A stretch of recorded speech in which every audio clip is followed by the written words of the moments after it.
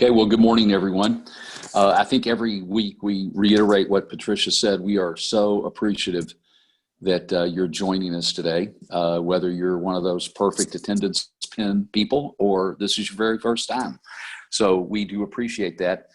Before we get into the topic at hand, I do want to take just a moment and emphasize the important role that you need to be playing this week on COVID, kids, and federal advocacy.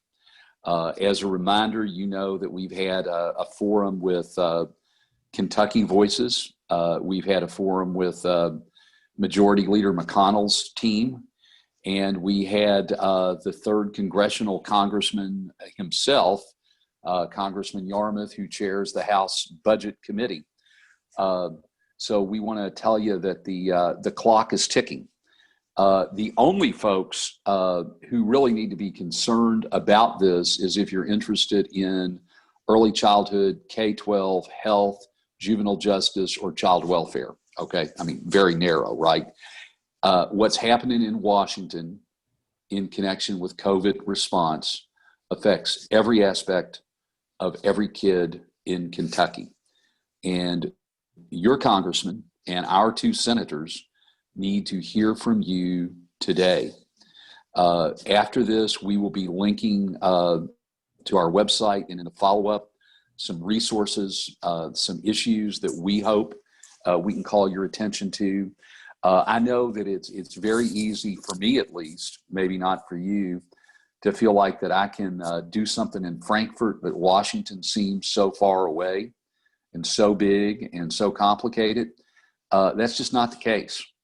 All of you have a congressman and all of you have 2 senators. And at least in the case of Majority Leader McConnell, we know that's a key voice up there.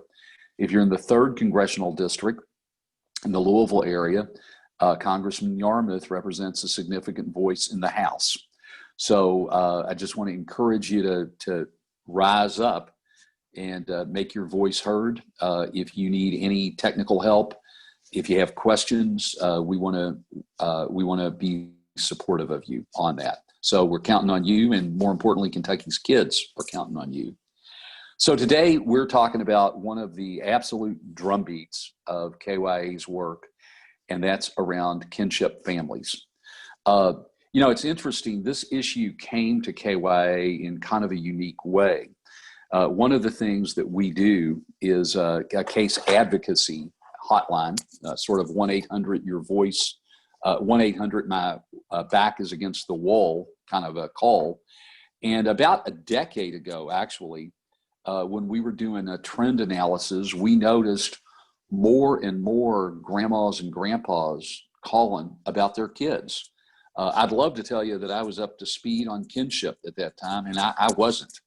So the more we probed it, the more we learned. And the more we learned, the more critical this issue has become. As a reminder, there are almost 100,000 kids in Kentucky who live in a kinship care arrangement. That means that more kids live in kinship in Kentucky than anywhere in the nation. And KYA's position has always been that if you can't stay with mom and dad, kinship is absolutely the next best viable alternative when that works. But we also are so sensitive and so aware of the challenges, the real challenges and pressures that kinship families face. And that is the role we try to play, is to try to make sure that kinship families have voice and have leverage and have focus, whether it's in Washington or whether it's in Frankfurt. In a moment, you're going to meet Norma Hatfield, who is kind of such a seminal force in this movement. And Norma hears from me all the time that I've got 8 grandkids. I love them to death. They come to see me for fun. And after they've been with me all day, the next day, like, I'm just wiped out. So I can't imagine just the pure stamina requirements that kinship arrangements have. So today, our purpose is to first of all make sure that you get a landscape of kinship care in Kentucky. Specifically, we're going to introduce a tool that KYA has developed that we hope helps kinship families navigate the very complicated and sometimes contradictory system that we as a state have. We also are going to have a discussion from what I would call on-the-ground voices, and we really want you to hear that. Shannon Moody from KYA is going to sort of moderate that. But before we go to Shannon, it's important, I think, for us to hear about how kinship fits into the broader context. There's a great quote from Peter Drucker, who said, he talked about external signs of internal grace. Sometimes you need an external voice to understand the internal landscape. There's absolutely no group in the country that has a better sense of kinship care's potential, opportunities, and challenges than does Casey Family Programs. And Kentucky's, what I call our ambassador from Casey, is Anita Shannon. She is coming to us from Hotlanta, I believe, today. And so we wanted her to be able to give us a national perspective. Anita is a great listener, a great thinker, and a great friend of the Commonwealth. And then after she finishes, Shannon's going to jump in and sort of take the rest of the show. So Shannon, we're looking forward to hearing from you and your guest, but I'm particularly interested in our colleagues and partners hearing from really a leading voice nationally on this issue. Anita, thanks for joining us today, and take it away. Thanks so much, Carrie, for the kind words. And hello, everybody in the Commonwealth. I am coming from Hotlanta. It is pretty hot already. It's about 82 and climbing. I'm happy to be here and happy to be listening. So we'll do a really brief overview, but know that I'm among the experts. So I'm glad to see so many folks on the Zoom call. Again, I'm Anita Shannon with Casey Family Programs. My job is to come alongside of jurisdictions all across the country and still shamelessly the best practices that you all implement. That's really what we look to do, to support best practice and then to take, demonstrate, and spread. And so kinship is of great importance to Casey. For those of you who are not familiar with Casey Family Programs, we're an operating foundation dedicated to eradicating foster care and creating communities of hope all across the country and in the Virgin Islands, DC. Again, we're interested in kinship care because about 31% of kids are in kinship care all across the country, yet it varies from place to place. As Terry talked about, Kentucky has a huge number of kids in care, and there are other jurisdictions that have very little. What we're interested in Casey is demonstrating and spreading kinship care in that we want to help redesign the system for it to have a kin first perspective. We know that it's critical that kids are with family. Families are the creations of lifelong connections, and that is so important. It's important humanely, but most importantly, it's important financially. It's cheaper to keep kids at home or with kin or with fictive kin. And so those are the things that we know. We can tick off that kids are more stable in their placements. There are lower rates of re-abuse and institutional abuse. There is lessened behavioral and emotional challenges. There's just a whole lot of right that comes with kinship care, and a whole lot that's not great that comes with, frankly, what we are now understanding is stranger care. It's no offense to the great foster parents all across the country, but again, when kids are home or as close to home and family as possible, we all win. So I'm happy to be a part of this forum. I'm happy to listen, happy to be of support in any way that I can, and again, appreciate KYA for having me. Thanks. Thanks so much, Anita. We really appreciate your wisdom and your partnership here in Kentucky, especially, and I'm really looking forward to the work ahead, especially around this area.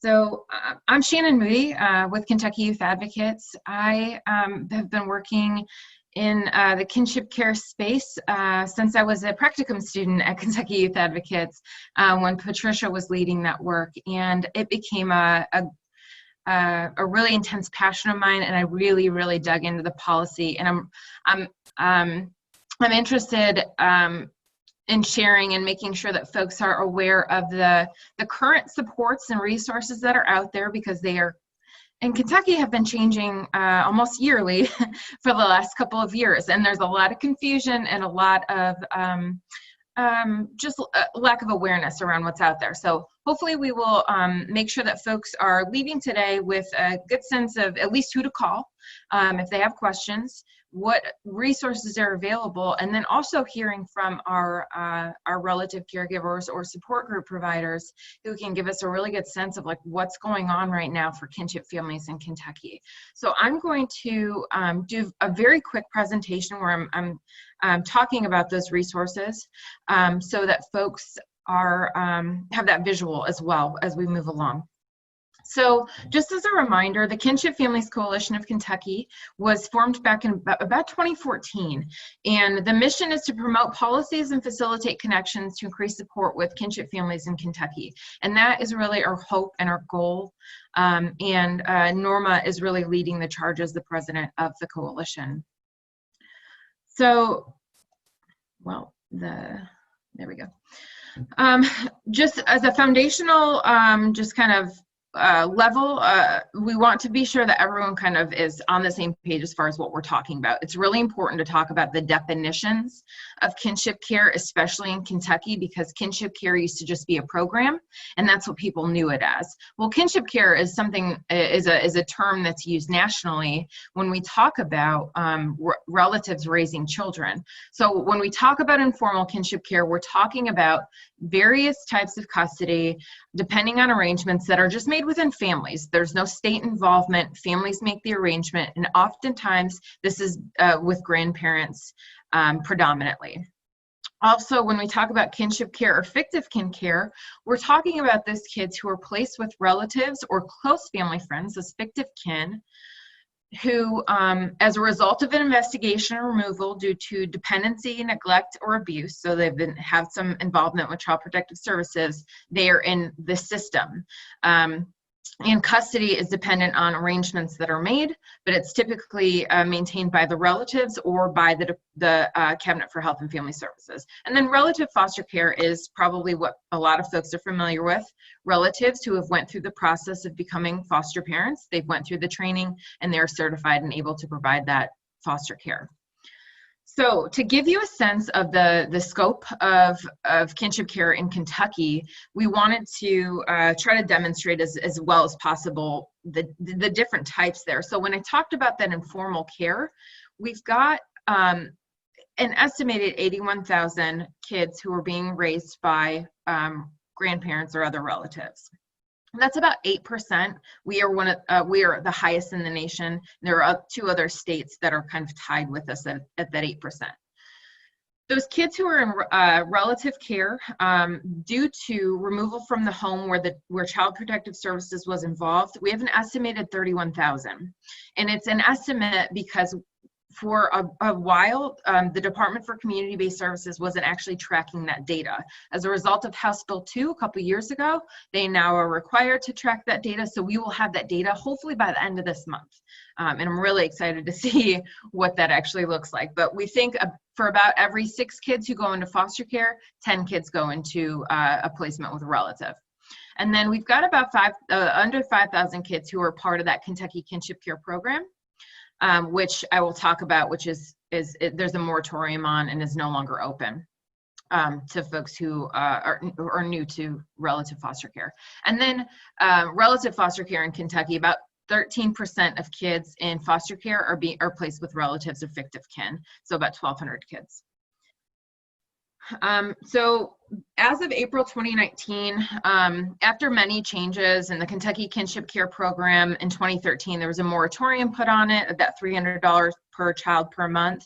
The Department for Community-Based Services had to make a lot of changes. They dealt with a lawsuit in the meantime, and then have created since this array of services. So basically what happens is when a relative or close family friend is identified as a potential caregiver for a child who comes to the attention of the Department for Community-Based Services, they're given two options. One option is to be part of this relative caregiver program, where the department or Cabinet for Health and Family Services maintains custody, and the relative or fictive kin goes through some training. They get partial foster care payment, and then once they finish the training, they get foster care payment and receive and DCBS still, or CHFS still maintains the custody. So that's one kind of option in this two-part service array. The second option, which I think we are seeing more often, is when the relative or fictive kin retains custody of the child. So they are given temporary custody, and then they are given also some what they're calling an array of services, including a one-time $350 per child relative placement support benefit. And that's typically within 90 days of placement. They're also supposed to get access to child care assistance, subsidized child care. The child is supposed to have access to Medicaid coverage. And then the other array of services that DCBS provides to folks who have kids who are vulnerable.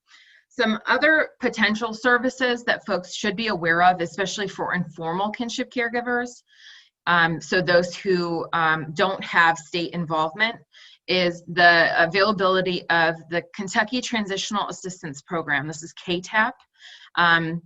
This is if you pursue a child-only KTAP, you can get access to, it's about $182 a month for the first child, $224 for the second child, and it scales up as far as just general financial assistance. As an informal caregiver, your child is also eligible for Medicaid. Depending on your income, you could have access to the Supplemental Nutrition Assistance Program, or food stamps, often called. And then also what folks, particularly grandparents, should be looking at if you have a child in your care and you're over the age of 55, the Kentucky Family Caregiver Program is also potentially available, which is a one-time stipend that is given annually. Some other legal supports to just be aware of for our relatives raising and close family friends raising kids are for de facto custodians, or those relatives who don't have legal custody but have had custody and have had the role of the caregiver for the child for 6 months or a year, depending on the age.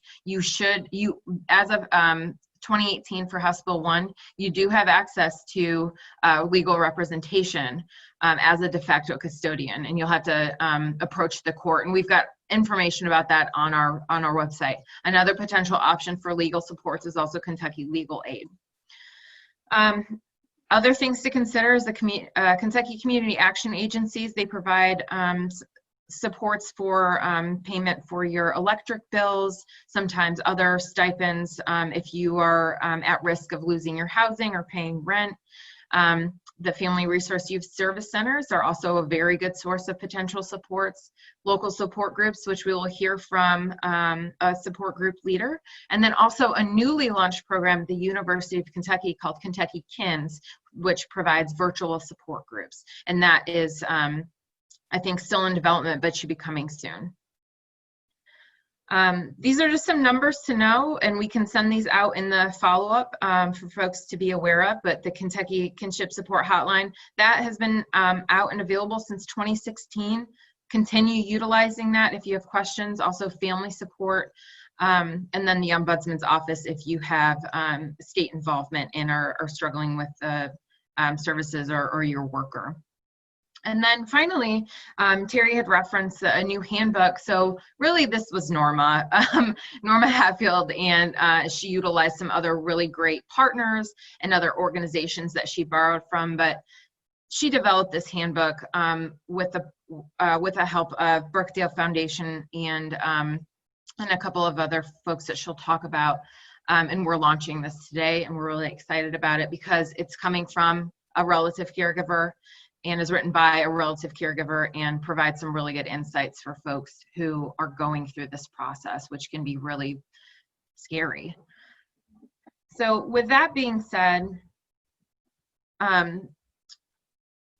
what we are hoping to hear and have folks here today is the perspectives of our relative caregivers. But first, I'm going to turn it over to Norma for her to talk a little bit about that handbook and what went into that before we jump into the panel with Angela and Mary Jo. Okay, thank you, Shannon. This handbook is something that when my grandkids were removed from their home and they went straight to foster care, it was information that I was desperately looking for. We took an existing handbook that the University of Kentucky Co-op and the Grandparents as Parents group in Lexington had, and we added to it and kind of massaged it a little bit more based on questions that we were getting pretty consistently from a lot of other kinship families across the state, and based on experiences that I had gone through and some other folks as well. So for me, when my grandkids were removed and we found out about it, the first thing we did was we went to DCBS office, and we thought it was a very simple process. We thought, okay, I had my son, he was the biological father of one of the kids, and we thought this is a very simple process. We'll go in there, we'll tell them who we are, we'll show some ID, and we'll go home. And that is not how it worked. And the only information that I got that day was to write down some basic info about us so they could do a background check. And this was on a Thursday, and it was show up in court on Monday. We knew nothing else. And as things went along, I didn't really know what to expect in future court dates. And they were all these acronyms that were out there. I didn't understand them. You know, they kept talking about the cabinet, and I don't know who they mean. I'm thinking social services. There was just so many things. Didn't know how to handle the kids' insurance because they were put on Medicaid. Didn't know how to get a hold of things to enroll them in school and what papers I needed. So this handbook kind of walks you through from the beginning of, okay, you've got your kids, breathe. Then take some time and just kind of go through this, and hopefully we can answer some of your questions. The nice thing about this is we actually put links in there to some of the critical forms that we find that some cases people don't know about. Relative placement benefit. While many social workers may provide that information, we find there's also a proportion of people that don't know that they can get that one-time placement benefit. And after time goes by, it's harder and harder to get it. So we wanted to make sure that people don't miss that. We've covered some of the new things with Family First and tried to explain the differences when you get a form that says, do you want to take temporary custody, or do you want a child to be placed in custody of DCBS? And we explain, you can still have the child in your care, but you get the option of receiving foster pay. So we kind of went through and looked at things like that. What are those key things that you need to know? It doesn't cover everything, but we tried to cover as much as we could. It's not to be the legal document for all policies. It's meant to be a reference guide for you to go and ask the questions, to know what kind of questions that you need to be asking in the first place. And it also provides in there, what do you do if you don't feel like something is right? And we talk about the chain of command that you would go through from your social worker to the supervisor to the senior regional advisor, the ombudsman's office. I didn't know any of that as well. So really, really excited that we have this handbook. It's going to be a work in progress as changes come about and policies change. But at least it's something that a kinship caregiver can have to kind of at least start learning the very basics while they're dealing with a really tough situation. Thanks, Norma. So we're going to start with introductions.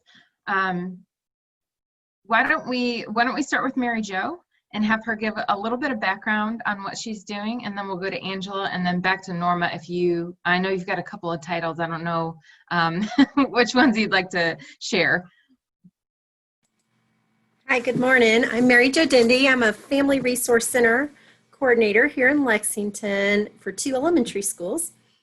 And I'm also the co-chair of the GAP conference, which is the annual conference in Lexington, which we didn't get to have this year due to COVID, but we hope to be able to offer that soon, of course. I've been a Frisky for a little over 20 years, and I've had a support group for 20 of those years. So been at this a long time. It's my favorite program. I always say that. It's also one of the most challenging and for me as well, just because the emotional aspects are always so complex with the families. But so my support group right now, we've taken a pause, and they are wanting to try to do a virtual meeting. So we're going to try that in a couple weeks. So I'm excited to see how that goes.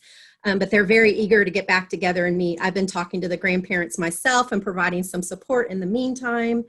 But they are definitely looking for that ability to get back together and talk. And that's the power of the support group, is the support they provide each other. They're the only ones that understand truly what each of them, what the other one's going through. I've been around and heard stories after stories, but I can never put myself exactly in those shoes. But I try to provide them the forum to get together and have that connection and support from each other.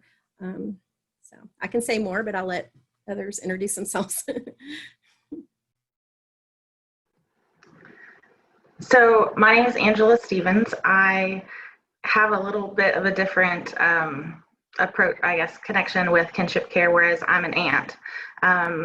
And there's, over the years of our situation and care, it's, I believe, a little bit more of an invisible layer of kinship care that is in the fabric of the situation, because there's a lot of aunts and uncles that step up, or cousins, or the other, and the grandparents. There's a huge number, and there tends to be, where there are support groups, there tend to be support groups around grandparents, and there's a certain kind of specific needs and things that have been identified over time for the grandparent approach, and the aunt and uncle approach, or the other, it can be a little different, where you're in a different place in the family, and you still have a parent that sometimes has opinions or wants to, a lot of times the family system can be really dysfunctional or broken, and that's what's led to the situation. And just like I'm sure it's a challenge for any grandparent, trying to establish boundaries, or try to scrape and establish some sort of boundary around your family as it's getting created out of chaos, is really challenging. So our nephew and 2 nieces came to live with us almost 9 years ago, at ages 4, 5, and 6. My younger brother has mental health challenges, and he was trying to single parent them around the time they were hitting school age. And he lived in the area around us, and different than Norma's story, the state basically, when my brother told us, I can't do this any longer, what am I going to do? I said, reach out to the state, because, I didn't think of us as a placement. We definitely had a 2-bedroom, very, very small home, and really didn't think that we would be an option. I had some experience working as a case manager for a foster care agency for a little while after college, so I knew some of the system, sort of. And so I really didn't think that we would even be considered as a potential option. And I just thought, the kids are young enough, maybe they'll have a chance to have a good family, and we'll just be a support to that family. But what ended up happening was the state said, can you pick them up from daycare today? Your brother's no longer an option. Mom's not in the state. Good luck, kind of. I mean, like, not to that extent, but essentially we picked him up that day. we had a rotating, thing of workers throughout that next year. And we had temporary custody established in the next couple months. And then after about a year and a half, we had permanent custody awarded to us by the state. So DCBS facilitated all of that for us. We were actually part of that very small number that was that prior to the moratorium on the kinship care program. If we had had 3 kids placed with us in 2014 or even later in 2013, we would have had no financial support at all. We thankfully, with 3 kids suddenly coming to our home, we were able to have some financial support and that initial placement benefit that helped us get, bunk bed, dressers. I mean, we had nothing to start out. So our story is a little different. One of the things I'm becoming more passionate about as the kids have reached adolescence is just the lack of awareness about the early trauma and mental health needs that are there.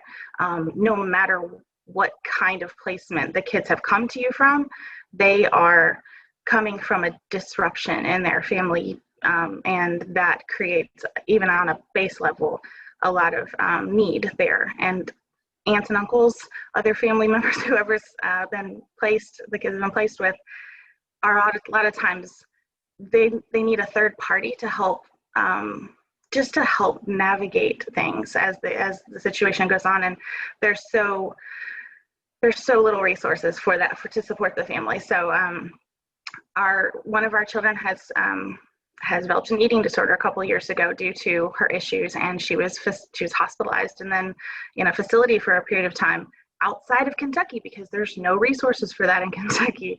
Trying to navigate all of that. And then in January of this year, one of our youngest was hospitalized in a behavioral health facility for her safety, and is getting ready to return home now. So we're excited. And I don't know how long. Basically, the oldest 2 of our that have been in our care, they're 14 and 15.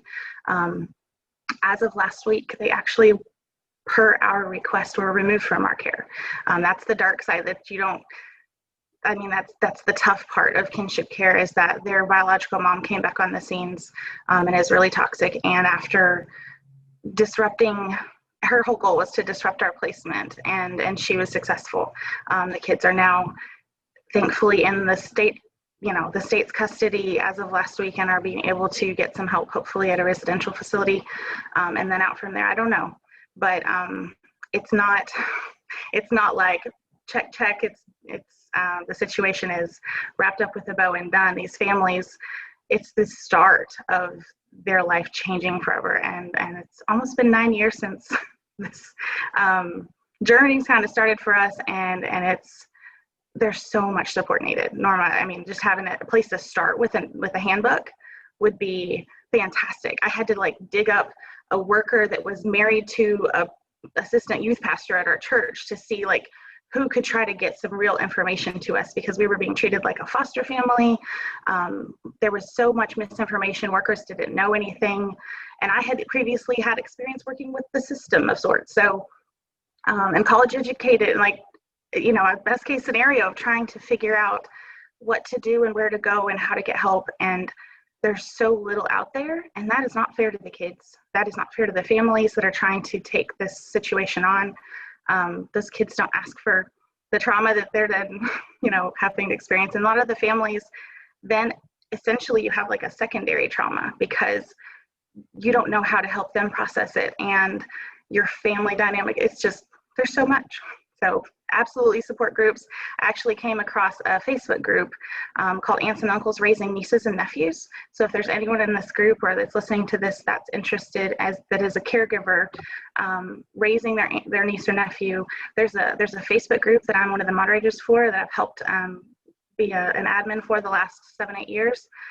There's 1,500 people plus from all over the world. That just as far as having a community of people who get it has been really powerful for me. So thanks for letting me participate today. Angela, can you put that link in the chat if you think about it before, and we'll try to get it sent out to folks as well. Thank you so much. And Norma, any other info before we jump into questions? No, let's just, I've got things I want to share, but let's just start asking the questions and let the panel talk, and I'm sure it's going to come out anyway. Okay. Norma is the president of the Kinship Families Coalition of Kentucky. So one of the things that I think a lot of folks are well aware of is how COVID has impacted parenting and caregiving. And I know that during the summer when we were having focus groups and surveys and talking to relative caregivers about what they were experiencing, we heard concerns about, financial supports, emotional supports, and also just navigating school decisions for kinship families during this time because of, potential higher risk, whether it's the child is medically fragile or the relative is a little bit older and is in that higher risk category. So this question is for all of you, but what are some of the unique needs of relative caregivers, especially during this time of COVID, that you all have been either experiencing yourself or have been hearing from the folks that you serve?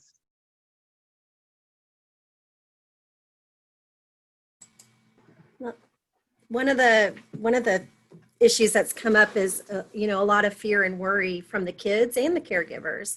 What if something happens and they get COVID, and what will happen to me as the kid, and having those hard conversations. And that's where the support group can be really powerful, is some of those folks have had those hard conversations and can give, firsthand suggestions of how to have those discussions in a real way with the kids, so they understand, maybe the kids need to know there is a plan. Like if something happens to me as your caregiver, this is what would happen next.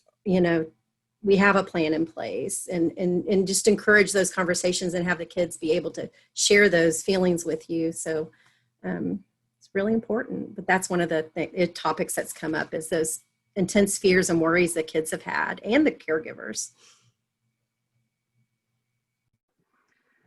One of the things that absolutely I echo is that the anxiety and the stress of kind of the isolation, and a lot of the families just dependent on this, their family makeup and what's going on with their kinship situation. And I mean, in our situation, we had a lot of protections and securities around any kind of electronic access for our kids. So it's not something where we could just throw wide open a door to, hey, Zoom chat with your friends all the time, because even though they're preteens and teens, they had a lot of, security issues. Last summer, one of the kids snuck and found a way to communicate with the guy and through a game that we thought had a lot of protections. And there's a lot of additional, I guess, concerns as a parent that's raising a kid who has potential mental health issues and stuff that you have to have a lot of supervision of. And so it's not something where just, get on this game or, electronic digital medium to connect with your friends on Google Chat or what all of the stuff that they're doing. So that's the first thing. And the second thing that's not necessarily in our situation, thankfully at this moment, but what I've heard a lot through that group I'm part of is a lot of chaos around visitation kind of situations. There are a lot of those families, if they have had a visitation agreement of some kind, or even if there's some sort of informal thing, like I said, if there's no third party to help advocate for what's best for those situations, that bio family isn't necessarily going to say, oh, let's just work it out and do this the nice way. They're going to, a lot of times what I've seen is be a bully about, I'm still coming for my visit to get time with my kid, whether that's a safety situation for the family or not. So that has caused a lot of disruption and anxiety for those families to just how to even try to navigate in the midst of COVID. I wanted to just comment on that. I think I'm going to go back to what Angela was talking about as far as some of the technology challenges. You know, you have, I'm just going to talk primarily about grandparents, but it could be anybody. They may not be as technology savvy. And so we went immediately to non-traditional instruction, and they were letting people do paper packets, and they were issuing Chromebooks, and they were doing some of these things, but it was really tough. There wasn't any particular instruction for the parents or the caregivers as far as monitoring things online, making sure the kids were really doing their assignments and completing everything. I had that situation. There was some confusion there. And then just navigating how to do a new device in your house when they issued a Chromebook as an example. How does that work? And how come things might be lagging, and you know, you don't realize that it's not the device, it's your internet capability, things like that. So that was very challenging. I think one of the things that would be really helpful in the future when they look at some of this and they do their lessons learned across the state and across the cabinet is also about making sure that the communication gets down to the field offices in the same way that it was intended from the main office. One of the things that I heard from quite a few caregivers was, including foster parents that were not kinship providers, was, you know, they had closed the offices up in Frankfurt, but the word didn't get down that visitation was going to be virtual. And so some people were feeling, you know, they were still told that they had to go drive a child 2 hours to a parent visit. And they didn't, that got very confusing. It got very scary. And so I think, you know, some of the communication when we have these kind of events, making sure that it's understood at all levels in the field. And if I could say one last piece, since we're talking about all of that related to digital everything, I mean, I don't know if you guys have seen any more, but I have seen about 1% out there about digital safety for our kids in the midst of COVID. It is, I mean, the kids, not to stereotype all these kids, but a lot of these children are really predisposed to having emotional and self-esteem issues, which is a magnet for someone who wants to groom kids. And so it is really, and I mean, my husband is really tech savvy, and he has been willing to try to set up all the protections and the things. And then we're in our late 30s. So I can't imagine trying to navigate this world, not knowing those things, or not having a husband that's tech savvy, and having kids who are just looking for connection. And this, in this COVID world, it's like this additional climate for people to seek out kids that are, I mean, it's, so I'm just throwing that out there. It's a piece of it. Yeah, Angela, I think that's a really important conversation that more and more folks need to be having as we become more reliant on you know, receiving our education through technology and utilizing technology to stay connected to people, because that connection is really important. And grandparents, aunts, uncles, and the kids who are in their care all need that social outlet and that emotional support too. Which kind of lends to the next question around, you know, the utilization of support groups and how support groups have become a means of support for you all, and what that has meant to you all as you have been, not just during COVID, but also just prior to COVID, how it's helped you navigate the system or you know, find peers. What does support group utilization look like for you all? I'm going to answer that one first. So for me, the first thing I did when the kids were removed is I talked to a family resource coordinator at the school, and they handed me a brochure for a local support group here in Hardin County, which is Open Arms. And that connection right there helped me understand, you know, some very basics. They're going to come into your house at some point, and they're going to look around and make sure you have a bed for the child and you have, you know, their individual things. And so that kind of started for me, at least a grasp of things. The other thing that was really positive for me was talking to other people that had gone through similar situations. I mean, stop and think about it. You're a caregiver. Somebody in your family has somehow been involved in my case, my grandkids being in what's considered a terrible situation, and in the court's eyes, abuse and neglect. And it was definitely. There's so many dynamics that are going on there. One, you're dealing with the child and the condition that they're in when you get them, and trying to get them through that. In some cases are really severe. They're spending most of their time at first in a hospital. But then you've also got the dynamics of the rest of the family. And Angela kind of touched a little bit on this as well. For me, it's dealing with an adult son that had ties to some of this situation.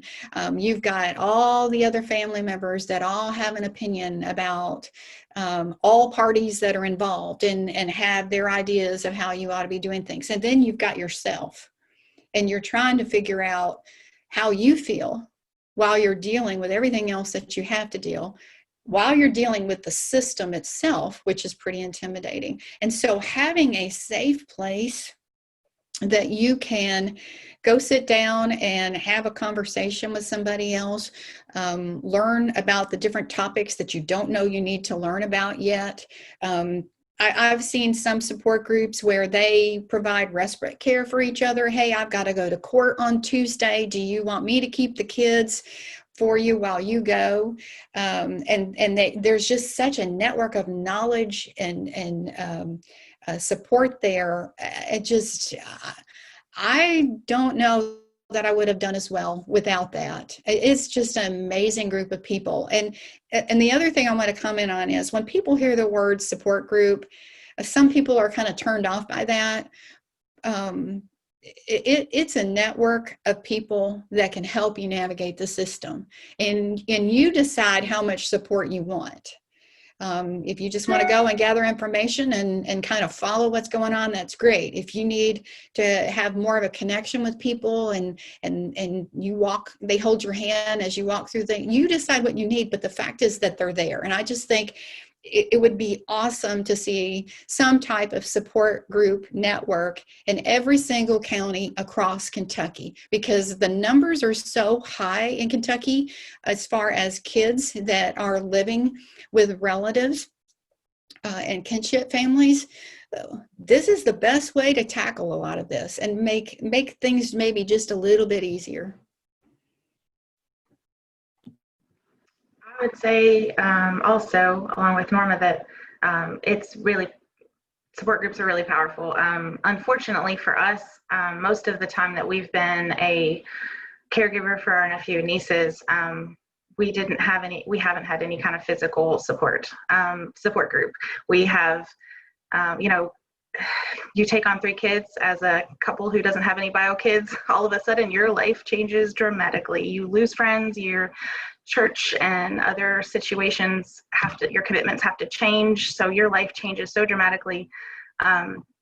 And you're sort of an anomaly. There's not, I'm sure it's out there, but there's just, you feel isolated and alone. For me, connecting online with the group that I've shared the link about has been really powerful, just because for me, it was like other people who speak my language. I know a lot of it tends to be people that are just saying, the kid's bio family is coming at us. What do we do? Like how, and people get it because they're also in that place. It's a lot of times feels like families are just reaching out for like, how do I parent a kid that is gone through this and is reacting like this? Traditional parenting doesn't work. I've learned so much recently about attachment parenting and things like that, but it's really powerful. And there's not enough of it.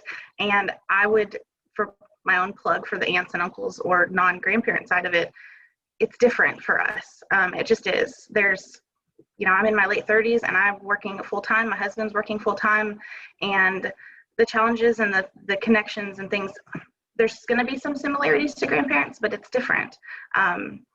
I know there's other aunts and uncles out there doing it. I know there's other cousins and people that are not, and not that there should be something necessarily separate. It's just that it's a different season of life that you're in, with some different types of challenges around, you know, while we're both working full time, how do we navigate things like this? So that's my plug in that.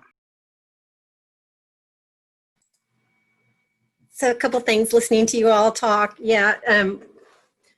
One of the group members I have has been coming for a long, her kids are in her 20s now, but she's really important member because she has that knowledge of seeing how things have developed from the time they were little to they're grown and such. But she cracked me up because a few years ago, she told me, she goes, Mary Jo, she goes, I was coming to your group and it took me like 6 or 8 times before I realized that when I woke up that morning, how excited I was to get to go to the group meeting. Like she goes, I didn't know that it was helping me that much until I woke up that morning.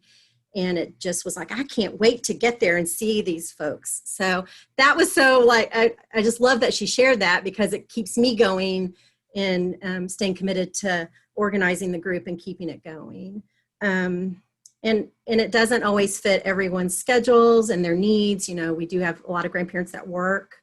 My meetings during the day, that doesn't work for some folks sometimes because the evening groups don't work sometimes because they don't have childcare to watch the kids. There's no perfect answer, but I would encourage anyone who has the opportunity or means through their work or through their church or through a community group you're involved in trying to organize a group for your area, because I think sometimes it just takes that person to pull it together and keep it going. The grandparents and relatives I've worked with, they're so busy and it's doing so much already. Like organizing a group on top of that is really kind of difficult.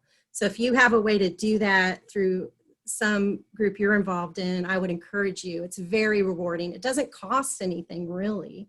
I provide lunch for them to make it easier to come during lunchtime, you know, especially if they're coming from work on a break, but you don't have to. There was a budget year, we didn't have any budget. So they were fine with it. They brought their own lunch and we ate together. So it doesn't cost anything except me sending reminders and calling them, remember it's this week, you know, giving them that little nudge to just remind them that we're meeting. So that would be my plug. We do need more groups. There's such a need because you don't want it to be really a support group. It needs to be 6 to 10. It can get a little crazy when it's bigger than that because people need the opportunity to share and talk and have that time together. And there's not enough. We've had to extend our meeting time because an hour just never worked. We always went over. So I'm like, let's just acknowledge that we're an hour and a half. And now we have trouble with an hour and a half. So we usually go late. So just if you need help getting one going, I have lots of ideas on how to help do that. So just get in touch with me. I'm glad to talk to you more about it. I love that plug. I would also say that virtual groups is going to be a thing. And now people are getting more and more comfortable with it. And it provides access for people that, you know, once their kids have gone to bed, doing 9 to 10, we started doing a couple of connection, like Facebook rooms in that group I'm in. And I mean, there are people from all over the world, but like there's just been a handful of people that have kind of started connecting. But you can do it, like I said, from your, you know, once the kids have gone to bed from 9 to 10 at night or something. And that's accessibility that can be really helpful for some families that are overwhelmed in the daytime, and scheduling time for childcare or dragging your kids out and trying to figure out how to navigate all that could be really tough. So yeah, thanks for that. And I love that plug. Mary Jo, we need more folks who are willing to step up to help facilitate. And you don't have to have a lot of skills. You just have to have a willingness and a desire to learn how to do it. So we are at about time. What I heard today was that obviously based on relationships and based on the situations for each caregiver, every situation is unique. And there are needs that folks experience depending on the trauma that their child has experienced or the situation and with the biological parents and you know, kind of supporting those relationships there. I also heard that we can absolutely use more support groups and advocacy. And I know Norma could spend an entire hour talking about the advocacy that she has participated in. So I really appreciate your all's time. I'm going to turn it over to Courtney Downs, who is going to provide a reflection on what else we heard, and then also provide some more information on next week. All right, thanks, Shannon. And huge thank you to Norma, to Angela, and to Mary Jo for not only joining us today, but also for being so honest and for clearly articulating the unique challenges and the needs, like Shannon was talking about, that a lot of caregivers face. I think it's really important that we continue to lift up these stories, to normalize these experiences, to continue to try to foster connection, and then to let others know that they are not alone. And more broadly, we want to thank caregivers in general, whether they're aunts, uncles, cousins, grandparents, siblings, or close family friends, for joining us today, and also for stepping up to take care of these kids. It's never an easy thing to do, but it can have a very positive impact on every child's life for however long that they're able to stay with you. As a reminder, Kinship caregivers can always contact the Kinship Support Hotline for information and resources that may be available. If you find yourself running into any roadblocks, you can also contact KYA's Case Advocacy Line, or you can email us. And caregivers can also find resources on FACES, which is the Foster Adoptive Caregiver Exchange System, which is available on the Cabinet for Health and Family Services website. So we will include all of that information in a follow-up email, along with a recording from today's forum. We will link to the new handbook that Norma created, and also share some contact information and other resources that were shared today, as well as more details from next week's forum. So as always, thank you all for joining, and have a great rest of the day.